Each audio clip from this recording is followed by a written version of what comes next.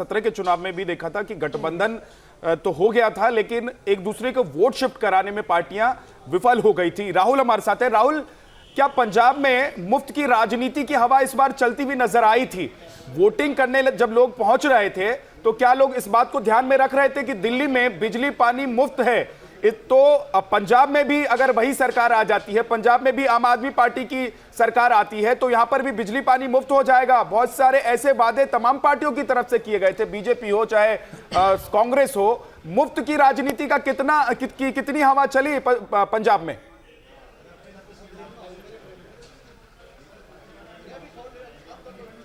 देखिए, निश्चित तौर से पंजाब में भी एक ऐसा बड़ा वर्ग है जिन्हें जो सब्सिडी की बात करें उनसे फ़र्क पड़ता है, क्योंकि पंजाब के अगर ग्रॉस स्टेट प्रोडक्शन की बात करें 6 लाख करोड़ के आसपास है, लेकिन 2.5 लाख करोड़ का पंजाब पे अभी भी कर्ज है और 10,000 करोड़ का तो सिर्फ बिजली विभाग पर है। ऐसे में अगर मुफ्त की राजनीति चलती है तो प्रदेश की अर्थव्यवस्था के लिए भले ही बेहतर ना हो, लेकिन एक बड़ा वर्ग ऐसा रहता है हर एक राज्य में जो इसे अपील करता है। और जिस तरीके से 2014 के चुनाव में गुजरात मॉडल को पेश किया गया था बीजेपी की तरफ से, इस बार दिल्ली मॉडल को पेश किया गया था अरविंद केजरीवाल की तरफ से, आम आदमी पार्टी की तरफ से। यह बताया था कि कैसे हम चाहे फ्लाईओवर्स का निर्माण हो वहां से पैसा बचाते हैं और मुफ्त बिजली देने का काम करते हैं, मुफ्त पानी देने का काम करते हैं, और यहां भी किसानों के लिए कई तरह के वादे किए गए। अगर महिलाओं की बात करें 1,000 रुपये देने की बात की गई, और इससे सीधे तौर पर एक बड़े वर्ग को फर्क पड़ा है। लेकिन जब ईवीएम की गिनती की शुरुआत होगी, जब बैट की गिनती की शुरुआत होगी, खासतौर पर अगर सर्विसमैन की बात करें, क्योंकि पंजाब वो राज्य है, वो सूबा है जहां से बड़ी संख्या में पैरामिलिट्री फोर्सेज में भी युवा जाते हैं और सेना में भी जाते हैं, और जो शुरुआत के रुझान आएंगे वो उनके ही रुझान होंगे। उसके बाद ईवीएम की काउंटिंग की भी शुरुआत हो जाएगी। तो ऐसे में ये देखना होगा कि रुख किस तरफ आता है। लेकिन निश्चित तौर से एक ऐसा वर्ग है, पंजाब भले ही संपन्न राज्य हो, जहां सब्सिडी पॉलिटिक्स का असर नजर आता है। जी, भगवंत मान क्या मुख्यमंत्री उम्मीदवार के तौर पर तो राहुल अनाउंस कर दिए गए थे, घोषणा की गई थी, क्या सेहरा उन्हीं के सर सजाने की तैयारी है क्या आम आदमी पार्टी में?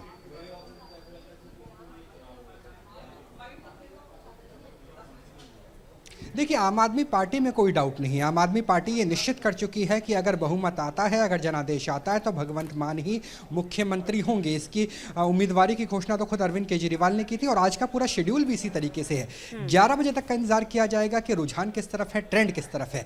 12 बजे के आसपास का, 12 और 1 के बीच का ये वो वक्त हो सकता है जब दिल्ली में सिविल लाइन्स में अरविंद केजरीवाल और जहां मैं मौजूद हूं संगरूर में, यहाँ पर भगवंत मान दोनों ही एक साथ लाइव आएंगे। यानी भगवंत मान जो इनका घर है, यहाँ पर छत एक जगह बनाई गई है, वहां पे एलईडी लगाई जा रही है, वहां पर मौजूद रहेंगे। अरविंद केजरीवाल दिल्ली में रहेंगे, पहले केजरीवाल बोलेंगे, फिर भगवंत मान बोलेंगे, और इसमें कोई दो राय वाला स्थिति नहीं है कम से कम आम आदमी पार्टी में। और ना ही भगवंत मान के नेतृत्व को लेकर कोई शंका या शुबा है कि अगर बहुमत आता है, अगर जनादेश मिलता है, तो मुख्यमंत्री भगवंत मान ही होंगे। और उस वक्त एक अलग तरह का उत्सव होगा जहां मैं मौजूद हूं, क्योंकि थोड़ी तस्वीर भी दिखा दीजिए राहुल, घर के बाहर ही तस्वीर भी दिखा दीजिए भगवंत मान के घर के आसपास इस वक्त की तस्वीर क्या है, जरा वो भी मुझे लगता है कि दर्शकों को दिखा देना चाहिए। जी,